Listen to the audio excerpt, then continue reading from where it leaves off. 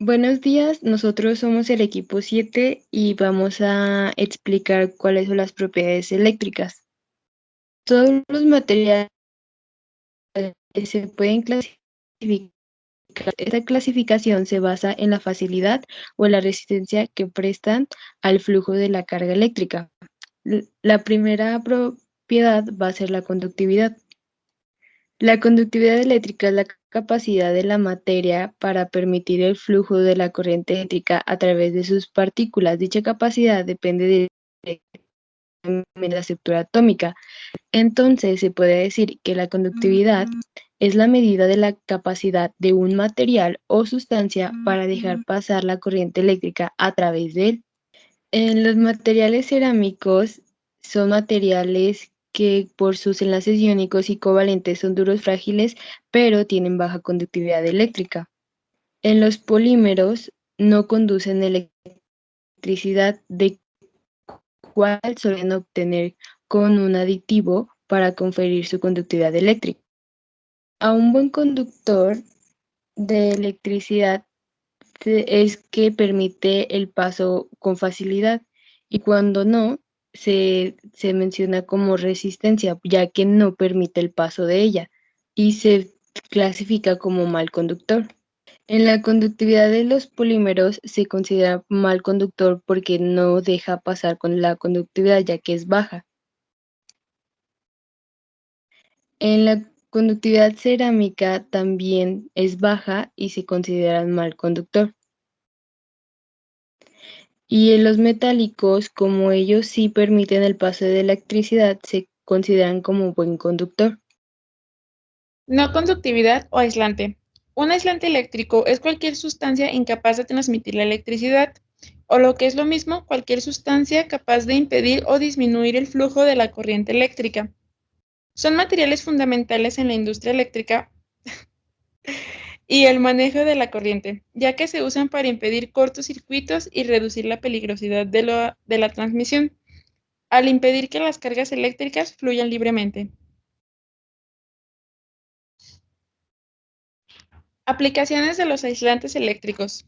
Recubrimiento del cableado, envolviendo los hilos metálicos conductores para impedir que se toquen entre sí, alternando el circuito y a la vez protegiendo al agente del contacto directo con los cables eléctricos. Aislantes para conducir la carga hacia el destino deseado, impidiendo la dispersión de la misma a lo largo del tránsito. Por ejemplo, en las torres y los soportes eléctricos. Materiales de protección para usuarios y operadores en la industria eléctrica que aíslan sus cuerpos del posible contacto con la corriente. Los materiales aislantes más frecuentes utilizados dentro de la industria son los materiales plásticos y las cerámicas, ya que estas piezas son empleadas en las torres de tensión para sostener o sujetar cables eléctricos sin que estos entren en contacto con la estructura metálica de las torres que se denominan aisladores. Entre estos se encuentran el vidrio, el papel, el teflón, la madera, la cerámica, la goma, así como los plásticos y los polímeros orgánicos. Y a su vez también los aislantes los encontramos en los tres estados de la materia: líquidos, sólidos y gaseosos. Efecto fotovoltaico. El efecto fotovoltaico es el efecto eléctrico caracterizado por la producción de una corriente eléctrica entre dos piezas de material diferente que están en contacto y expuestas a la luz o en general a una radiación electromagnética. En sí es convertir la luz en energía eléctrica por medio de células fotovoltaicas. ¿Dónde se utiliza el efecto fotovoltaico? Se utiliza en la energía solar fotovoltaica, en las células fotovoltaicas que tienen los paneles solares, y toda esta fuente energética sería la radiación solar. Células fotovoltaicas. Las células fotovoltaicas son unos dispositivos semiconductores elaborados a base de silicio puro con adiciones de impurezas de ciertos elementos químicos. Las células generan electricidad en corriente continua utilizando como fuente la radiación solar. ¿Cómo se produce el efecto fotovoltaico? El efecto fotovoltaico se inicia en el momento en el que un fotón impacta con un electrón de última órbita en un átomo de silicio. Si la energía que adquiere el electrón supera la fuerza de atracción, Este sale de su órbita y queda libre del átomo.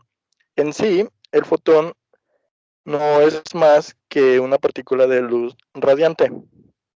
La importancia de los fotones en el efecto fotovoltaico. Esta energía corresponderá a fotones de una determinada banda de frecuencia que será la gap, que irá desde los asociados a la ultravioleta hasta los colores visibles, salvo el rojo, que ya tienen una energía asociada inferior a los 1,2 electrovoltios. Aplicaciones del efecto fotovoltaico. Esto se utiliza en muchos dispositivos, incluyendo las fotocopiadoras, los medidores de luz e incluso en componentes eléctricos como los fotodiodos, que serán como las luces LED. Pizoelectricidad. La pizoelectricidad es un fenómeno que ocurre en los determinados cristales que, al ser sometidos a tensiones mecánicas en su masa, adquiere una polarización eléctrica y aparece una diferencia de potencial y cargas eléctricas en su superficie. La piezoelectricidad en sí, con las mismas acciones cotidianas, obtenemos energía limpia, ya sea caminando o presionando algo. ¿Qué aplicaciones sostenibles tiene la piezoelectricidad? La piezoelectricidad nos permite aprovechar las pisadas al caminar para generar energía eléctrica. Con el hecho de con unas placas piezoeléctricas, al momento de caminar, se produce electricidad. Semiconductividad. Son materiales inorgánicos u orgánicos que tienen la capacidad de controlar su conducción dependiendo de la estructura química. Las propiedades de los semiconductores. La banda de valencia, en física del estado sólido, la banda de valencia y la banda de conducción son las bandas más cercanas al nivel de Fermi y por lo tanto determinan la conductividad eléctrica del sodio. Banda de conducción. La banda de valencia y la banda de conducción son las bandas más cercanas al nivel de Fermi y por lo tanto determinan la conductividad eléctrica del sodio. La brecha de banda. La brecha de energía o la brecha de banda es un rango de energía entre la banda de valencia y la banda de conducción, donde los estados de electrones están prohibidos. Agujeros de electrones. En el semiconductor, los portadores de carga libre son electrones y agujeros de electrones. Los semiconductores extrínsecos. Por su parte, son semiconductores intrínsecos a los que se les agregan impurezas para lograr su dopaje. Así se conoce el resultado del proceso que se lleva a cabo para modificar las propiedades eléctricas de un semiconductor. Semiconductores P y N. En la práctica, para mejorar la conductividad eléctrica de los semiconductores, se utilizan impurezas añadidas voluntariamente. Esta operación se denomina dopado. Un superconductor es un adjetivo que se aplica a aquellos materiales que, al ser enfriados, dejan de ejercer resistencia al paso de la corriente eléctrica. De este modo, a una cierta temperatura, el material se convierte en un conductor eléctrico de tipo perfecto. Por lo tanto, la superconductividad es una propiedad de algunos materiales. Las sustancias que pueden actuar como superconductoras son aquellas que, en condiciones específicas, pueden conducir la corriente sin que se produzca pérdida de energética. Los materiales superconductores se pueden clasificar según varios criterios relevantes. Una sería teniendo en cuenta su material, y si se tiene en cuenta su material, se puede decir que hay 4 grupos: los cerámicos, las aleaciones, los que poseen estructuras de carbono y los elementos puros. Otro criterio sería en función de lo que es su temperatura, por lo cual hay 2 modalidades, los de alta temperatura y los de baja temperatura. También de lo que es su comportamiento cívico, y es que se puede determinar que hay 2 clases de superconductores, los de tipo 1 y los de tipo 2. Asimismo se muestra la estructura de la cerámica de óxido de itrio, bario y cobre, que es un ejemplo de un superconductor de tipo 2, no convencional y de alta temperatura. Entre las aplicaciones más útiles e interesantes que se les da a los mencionados materiales destacan las siguientes. Dentro del ámbito médico se han empleado para poder solucionar aneurismas sin necesidad de emplear cirugía, para extraer tumores e incluso para poder corregir arterias que habían sufrido algún daño. Asimismo, en el campo científico, que se usan y se siguen usando para acometer estudios del crecimiento de plantas.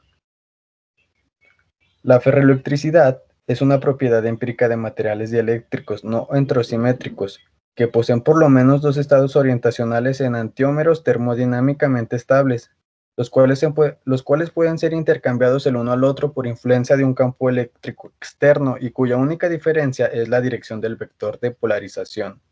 El efecto físico observable es que el material presenta una polarización después de que se retira el campo eléctrico. Todo esto se puede explicar en función de una alimentación residual de dipolos permanentes. Los materiales que retienen una polarización neta, una vez retirado el campo eléctrico, se conocen como materiales ferroeléctricos. Si bien el efecto de la temperatura sobre la constante dieléctrica, esto es que por encima de la temperatura de Curie crítica, el comportamiento dieléctrico y el comportamiento ferroeléctrico se pierden, donde el comportamiento térmico se impone frente al campo eléctrico, y queriendo decir que los dipolos se encuentran desordenados y sin dirección ni sentido alguno. También por debajo de dicha temperatura, el comportamiento eléctrico predomina frente al comportamiento térmico, es decir, que los dipolos tienden a alinearse en la misma dirección y sentido, es decir, que se ordenan adecuadamente. Por nuestra parte sería todo como equipo. Muchas gracias por su atención.